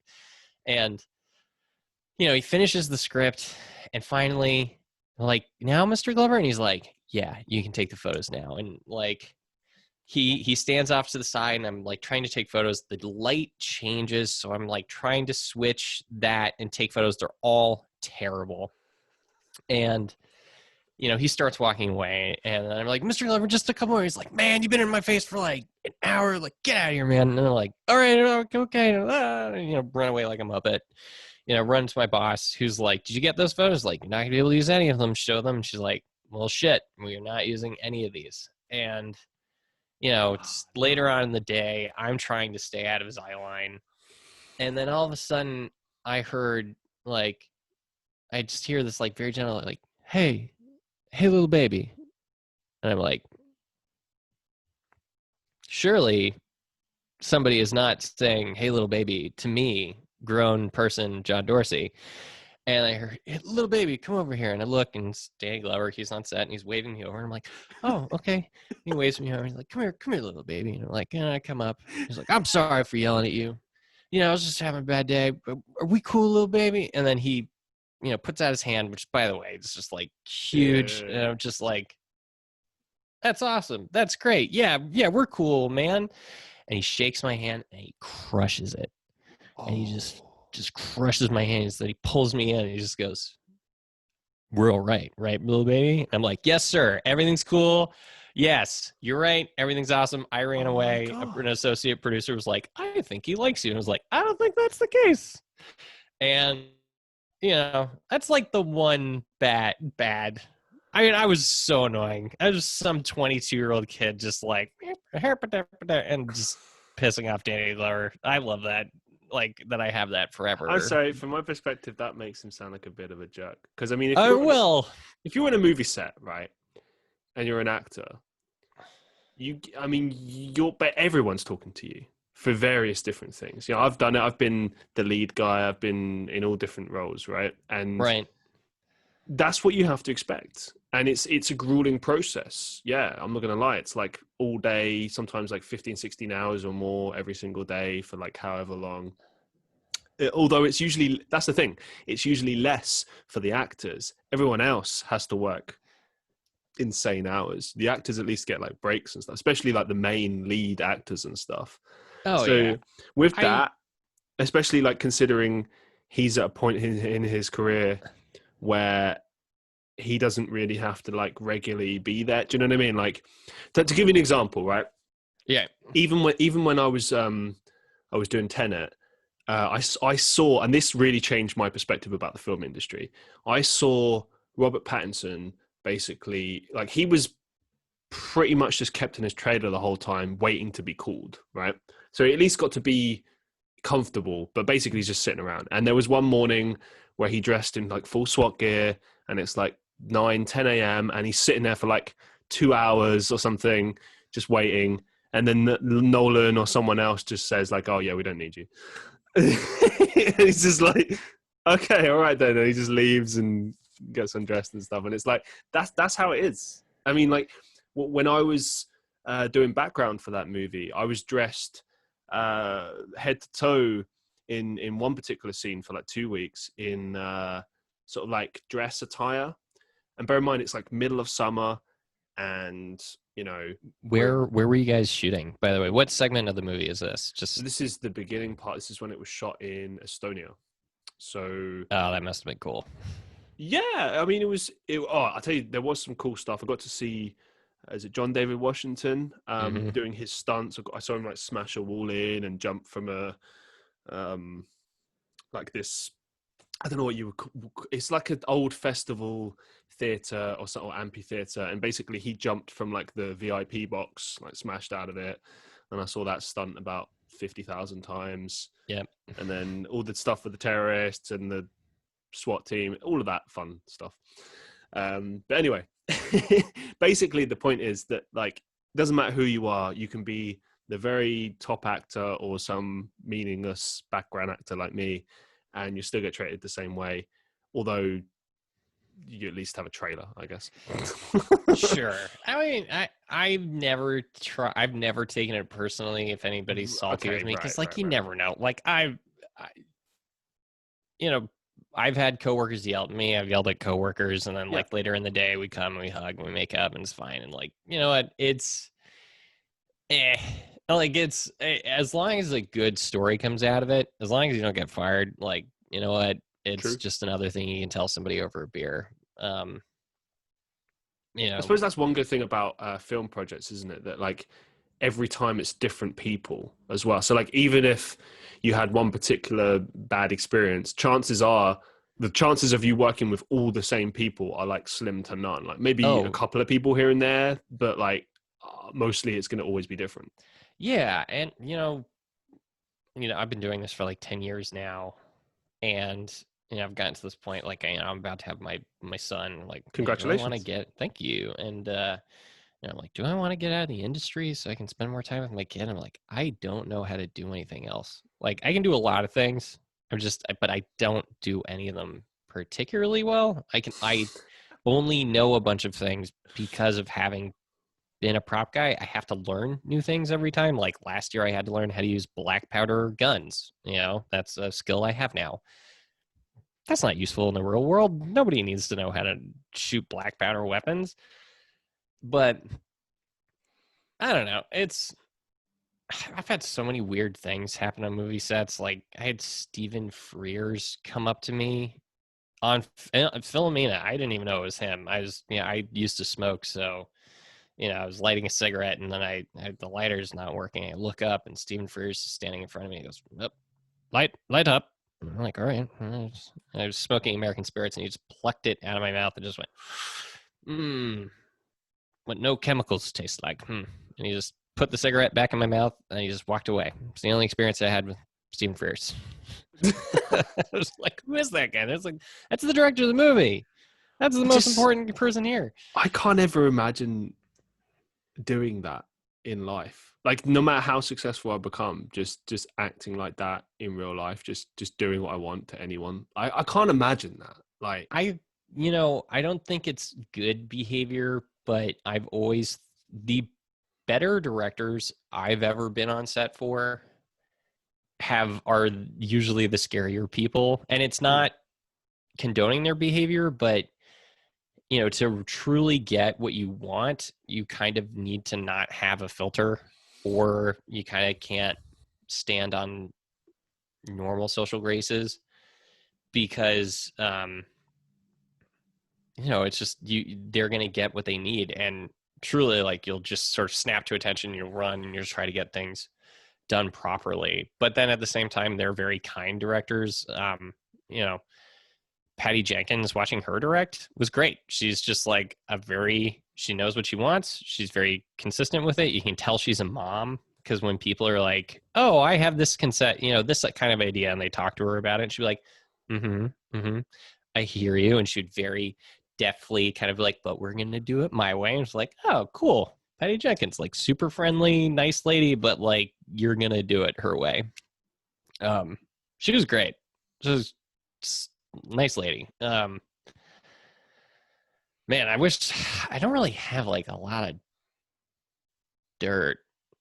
I'm sure if I really truly thought about it, Well, I don't know. what are some of the better ones? The more positive experiences. You mentioned just one just there. What else? Well, I mean, I met Melissa Leo on one of the first indie movies that I worked on. We were just smoking cigarettes, and it's my first movie. And she's like, "What do you do?" And I'm like, "I'm an art PA." And later that year, she won an Oscar, and she was like just talking to me, being like a nice person. And again, Ethan Hawke, coolest guy in the world. Really nice. He would come drink beers on our prop truck at the end of the night every once in a while.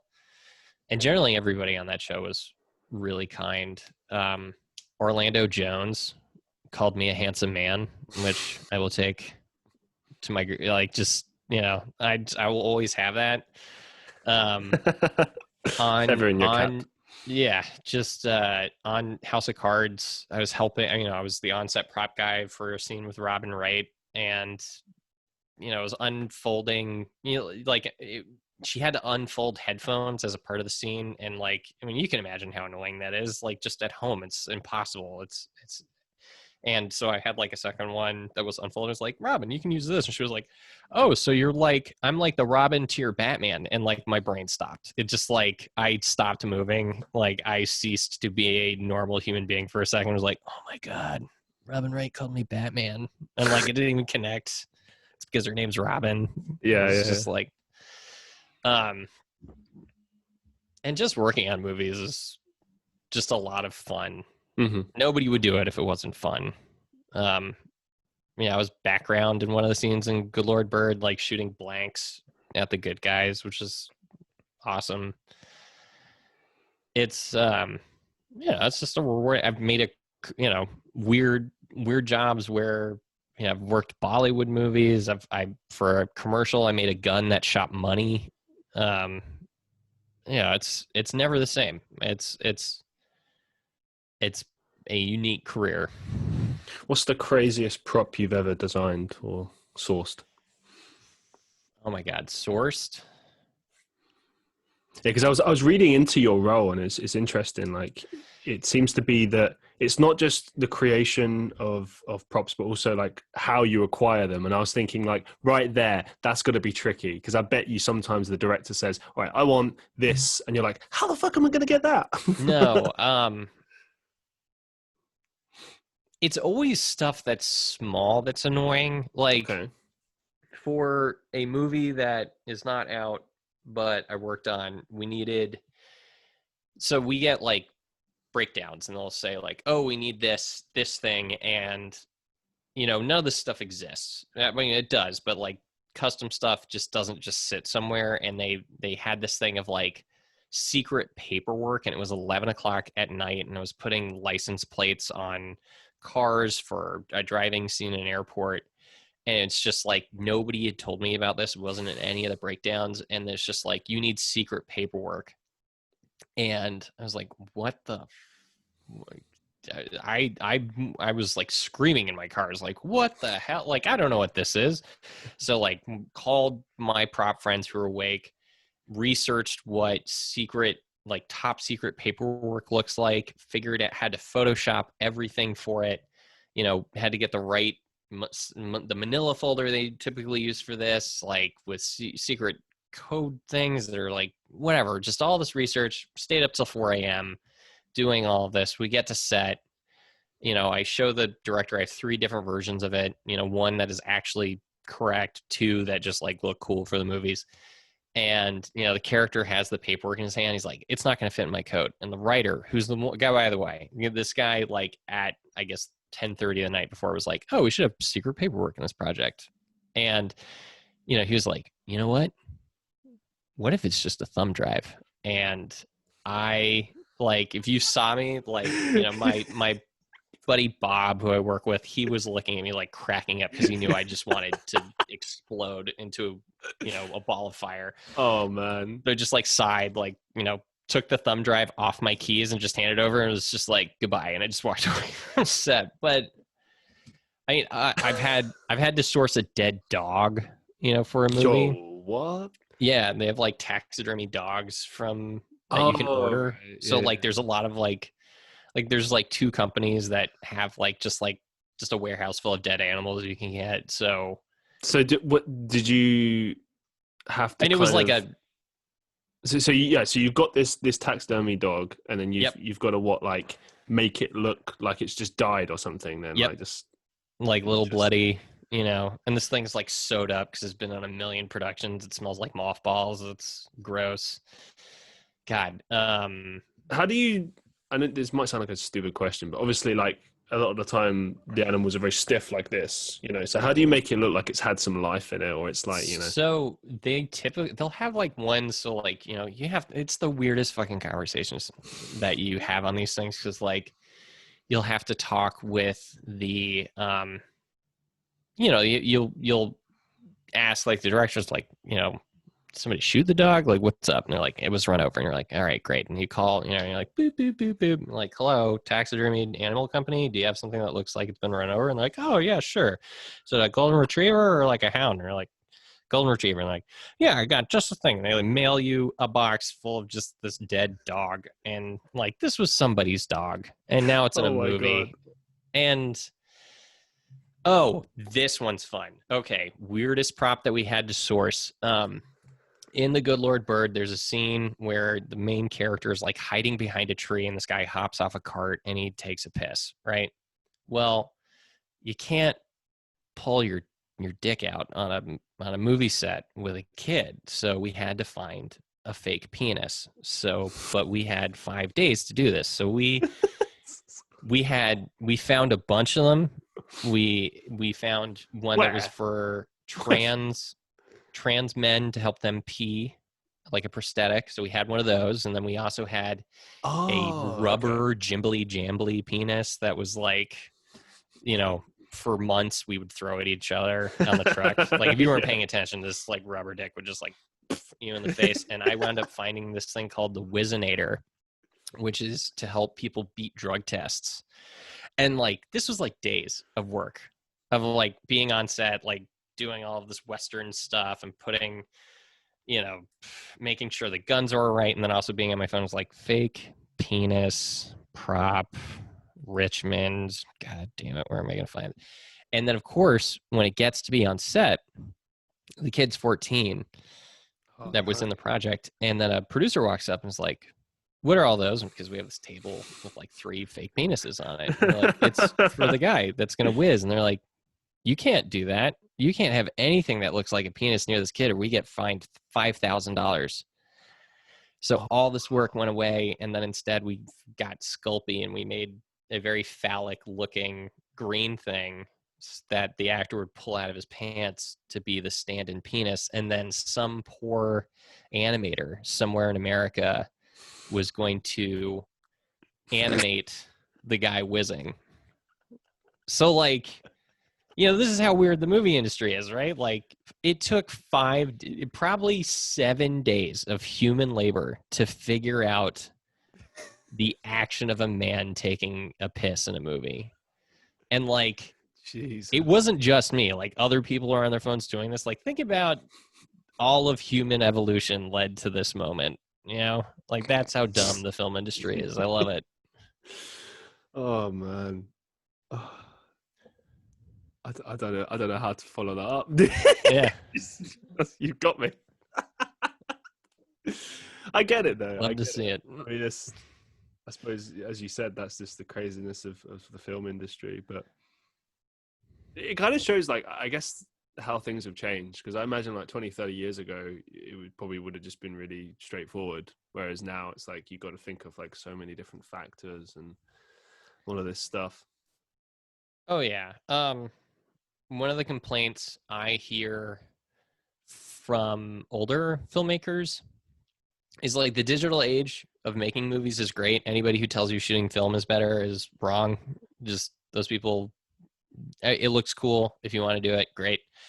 The only reason why shooting film is better is because you have to plan more. So like the guys that I work with that were making movies like 30 years ago, they talk about how when you left the stage to go shoot on location for a movie, like the script didn't change, right? And if there were changes, it was on set. It wasn't like full rewrites the day before. I mean, this did happen, and it happens on plenty of movies.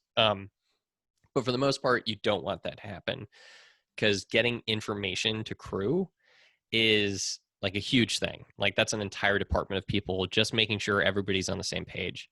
And now, because it can just be sent straight to your phone, like stuff changes on a dime. You know, I worked on Veep as a set dresser, and we watched this happen all the time. I was working on location at this hotel, making the hotel look like an embassy. We had spent 12 hours just busting our asses, you know, getting this entire floor of a hotel ready so that they could, you know, walk into rooms and everything would be correct and great. And we get to hour 12 and we're all like, yes, we did it in time. And like, it was like the last lampshade went on the lamp and we're like, done, perfect. And then just like the call came in, and we're like, scene 11's been canceled. And it was just like, Oh no. no, Oh, come on. no. Like, but that's how it happens now. Yeah. Like it's, you know, you're talking with Robert Pattinson, you know, Robert, he got paid for that day. Like he was told he was, you know, he was no, going to don't get get me wrong. used. I mean, the reason I brought that up, one thing I didn't tell you as well, is that when we were doing that, so okay, I'll explain. So I could actually talk about it now. So in the Tenet movie, when you see the very beginning of it, there's a big scene where there's like 4,000 people in like an amphitheater, and you've got a bunch of, I was like a usher, I guess, Cool. and then you've got SWAT guys and terrorists, basically. So we were sort of affectionately referred to as like specialist extras, and then there was general audience, which is the people in the main amphitheater, Yeah, and they were just PG. they were just people off the street, basically, like legitimately just off the street, because they just needed people in there, and some of them they gave civilian clothes, some of them they just came in whatever they were wearing. They didn't, you know, it didn't really matter. But the rest of us obviously had like these specialist clothes that we had to wear every single day. So, you know, we had these full-on usher uniforms that we were wearing in the middle of summer. And I swear to God, out of the 2 weeks for the main scene that we did, or main couple of scenes, I think we were probably used 3 days out of those 14 days. So, Yeah. but we were there the whole time, just sitting around doing nothing.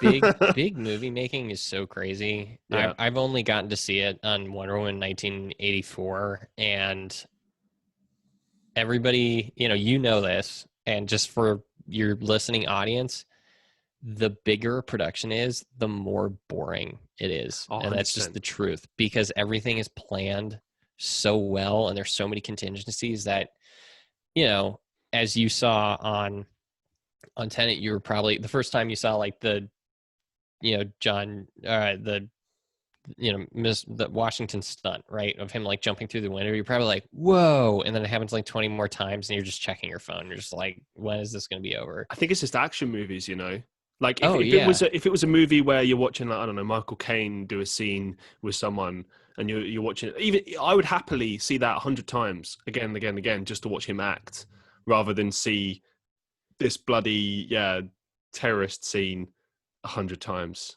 Like, I got so bored of it. That scene that you're talking about, I legitimately saw that 100 times, and a lot of the time we would just sit there in the amphitheater in the scenes in between, because you could just sit there and do nothing, because where we can sit there and watch that, or we can just sit in the halls and do nothing. So we would just sit there and watch them film it and just be like, huh? Since you were there, did they have a video village? Because you hear about Chris Nolan sets and you're like, there's no chairs anywhere, which has to be, there's no chairs? 100% no chairs.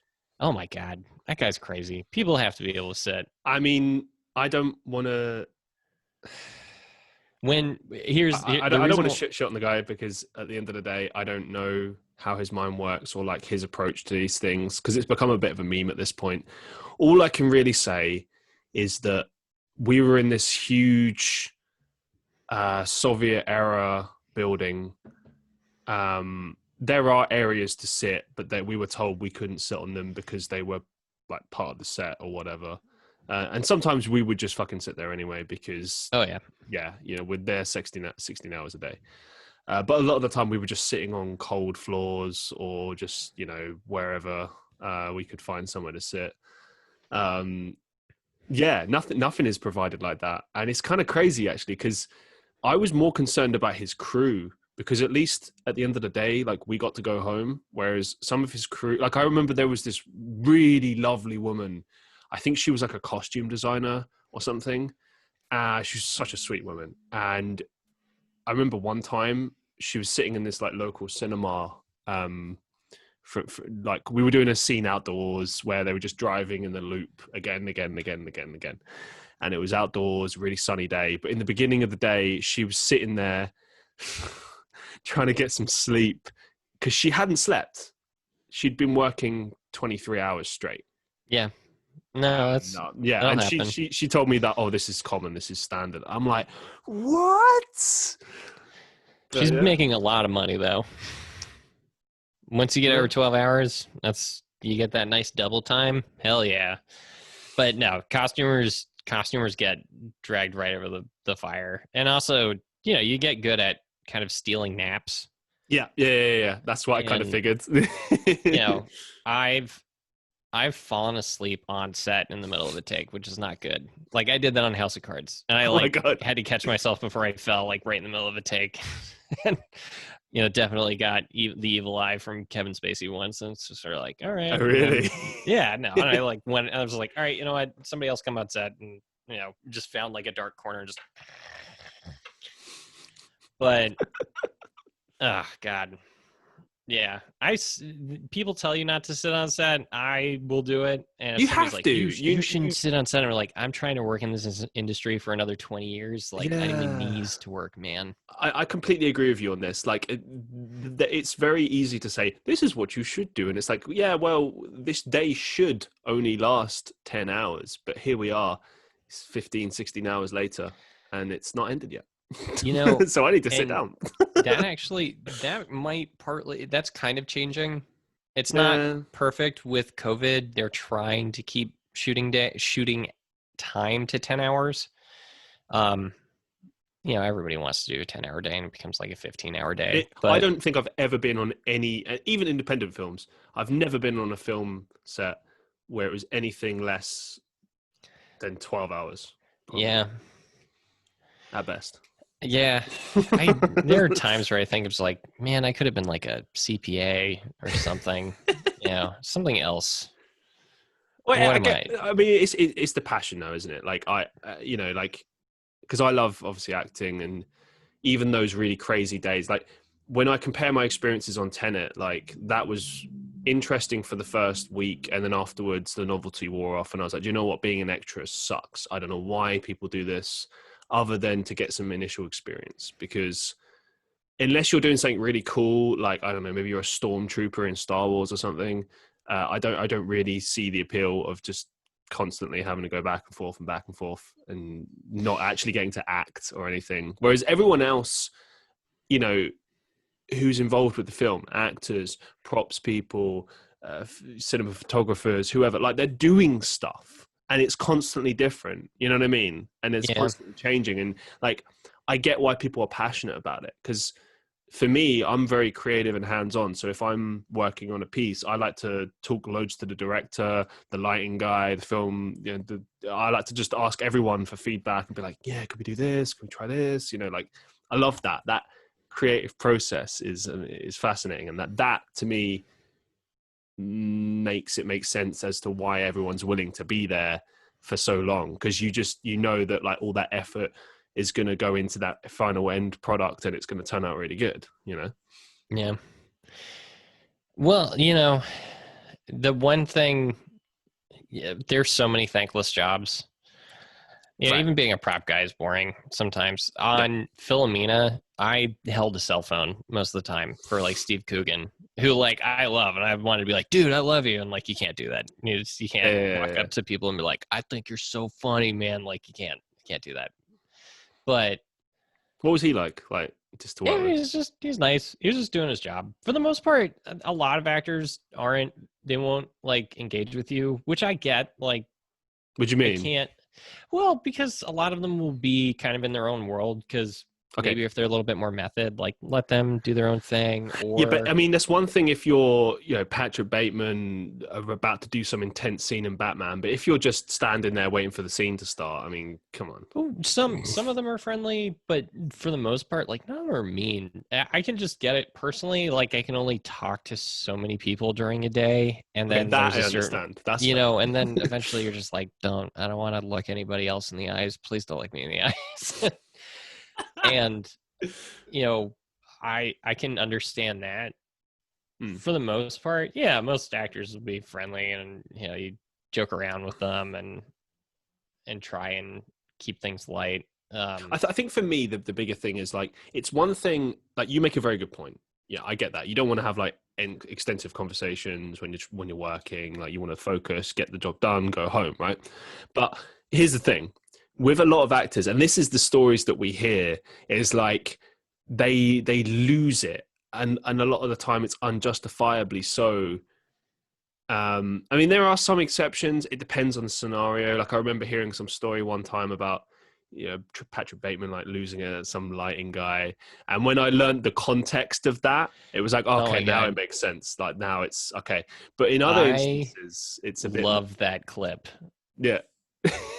I I die hearing that because I've been that guy. Not the dude Really? losing it. I've been the guy that like right in the middle of something like moved, and then like like I've had Oh my no. phone go off in the middle of a take and just like wanted to blow my brains out. What's the Right, worst thing like that happened, and what was the outcome? it was definitely like right during in like House of Cards, very dramatic scene, and my phone just goes like, Oh you no. know, I don't even like text message noise, right? Like right in the middle of a tank. And like that's such a that's a big no. Yeah, Like yeah. I don't even have my phone off like in my normal like in my normal life, like my phone is on silent Yeah, I was gonna all the say, what time. gives, man? Like, no one's had their phone on loudspeaker since like the I know. 2000s. Go Oh on. my God. I don't even know I was on.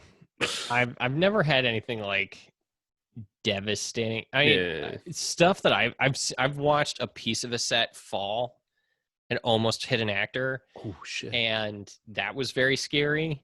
And Yeah. like right afterwards, our UPM like dropped like a block like within distance of the set because everybody's like, "Holy shit, did the piece of the set just fall?" And then our UPM like had a heart attack like separately, like Oh on wow. set. Yeah, yeah, that was pretty nuts. I've man, have I done anything like truly boneheaded? Not like I no. I haven't had anything like terrible happen because if I did, I wouldn't be in the industry anymore. Um, but shit just happens. It's like any industry. We're just Showbiz, we just folks. so happen to play pretend for a living. What would you say are sort of the best and the worst aspects of working on movies and TV shows? Like best aspects. It's fun. I like the people I work with. I'm able to prank the people I work with. Like the amount the like the freedom that we have of just like it's not a normal office job where you kind of have to like you have the same boss and you can't talk back to them. Have you ever Not had that you any? can talk back to your film bosses, but like there's a little bit more freedom of being able to express your opinions on with some bosses. I've had bosses that are like, you're going to do it my way or you're gone. It's like, all right, cool. Oh snap. Okay. um I like learning new things. um and just the varied experience of working on movies. I've worked on I've been able to step into a fake Oval Office, which is pretty cool. Like it's like, oh, I'm in the Oval Office. And then I've been on I did the Purge movie, so like then it's like a post-apocalypse thing where there's like a huge fake axe that's dangling and it's covered in blood and there are fake dead people everywhere, and graffiti and trash cans on fire, and like that's cool. And I ruined a pair of Chucks that way because I got blood all over them. I had my favorite pair of yellow Chucks on, just like just spattered with fake blood. And then also What's working blood on typically made with, like in the industry?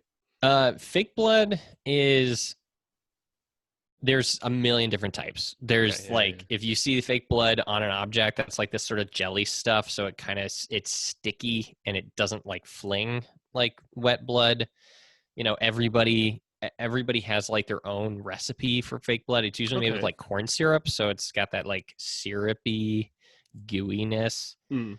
I knew one person that was like, my secret to good fake blood, soy sauce. I was like, what the fuck? Why? Like, you don't need that. But there's some that's made with like dish detergent now. Oh wow. So it gets the goopiness and then it'll kind of like wash out, but it still has dye in it. So everybody has their own recipe.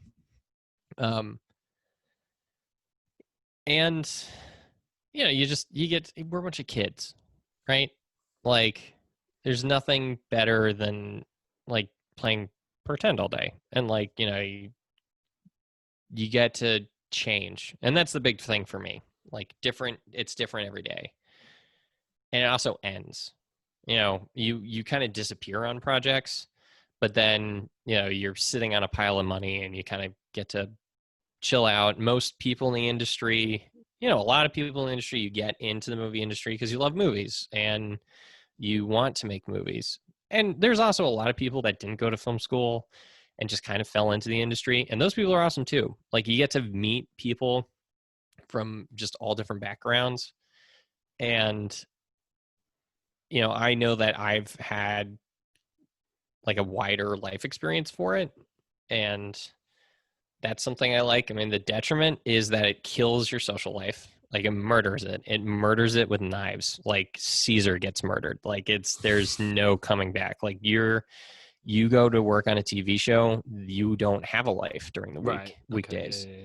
And, you know, if you get you know, we call them fratter days or fuck you Fridays, you know, you're working a 15-hour day at the end of the week. So then you lose your Saturday and then you're just, you know, on Sunday, you're staring into space, you know, wondering what you're doing with your life. And it can be bad.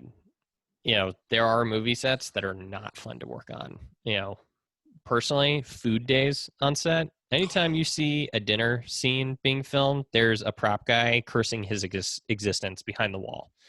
Because, Is like, that because he doesn't get to eat it, or well, I mean, no, you get to like munch on food, but it's a right? nightmare. You have to keep it warm, and then you got to reset the plates, and you never get enough time to reset.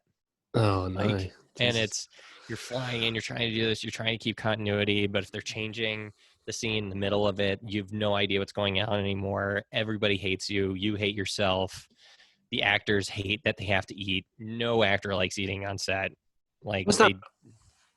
What's what, in case they get messy or something, or just well, the I mean, it's just action of it, or when's the last time you sat down for 3 hours and ate lukewarm food and right, pretended like you were having a good time? You right? know, Okay, yeah, I get like, you. I get nobody you. likes them. And I like how sometimes it's ridiculous. Like if someone picks up like a hot mug of coffee, and then like they just take a sip, and it's like no one ever does that in real life. You never just pick up a coffee cup like oh this and yeah, start no, drinking straight away.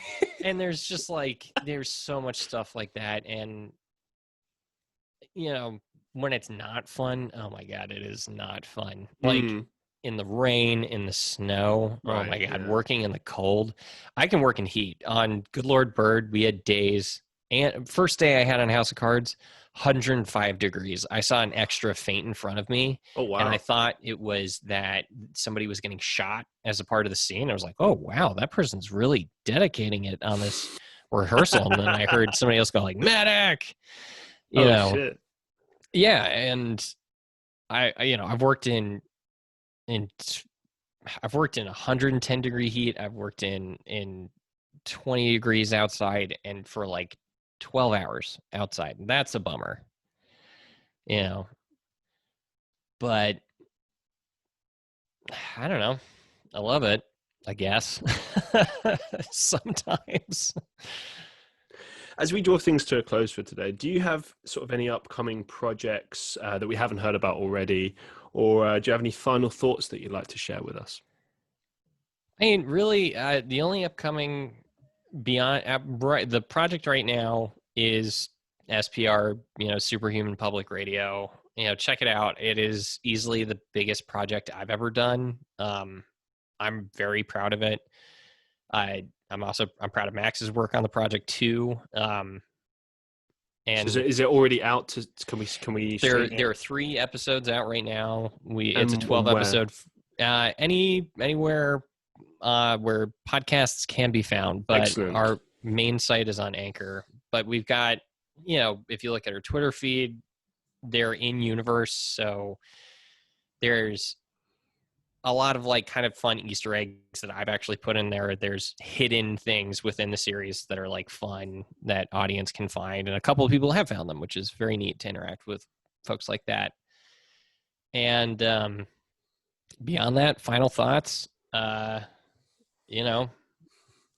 Just keep creating, man. Like even me and Max, we joked with each other of just like, we've spent months on this project. Like truly, it's almost a full-time job, and we've joked from the beginning, like we're just gonna have the most dedicated audience of like 200 people, and like lo and behold, like that's our audience right now. But I mean, everybody's liked it so far, and if you're not creating stuff for yourself, why are you doing it? Agree more. Thank you so much. Yeah, I just want to say a massive thank you for agreeing to be on the show. It's been great. I could quiz you all day if I'm honest. No, thanks for having me. This has been a lot of fun. It's been an absolute pleasure. And I do hope everyone listening, either on YouTube, Spotify, Apple Podcasts, wherever you listen to the Christian Reeve podcast, that you have been enjoying it and you enjoyed this particular interview. Let me know where you're listening, actually, because I would like to know where the majority of the audience are listening. Do you enjoy the video podcasts more? Do you enjoy just listening? Let me know. Let me know future guests you'd like to see on the show or future topics you'd like to hear. And just be vocal, people. Be vocal. And thank you very much for listening. And until next time, peace out, one love. I'll see you in the next one.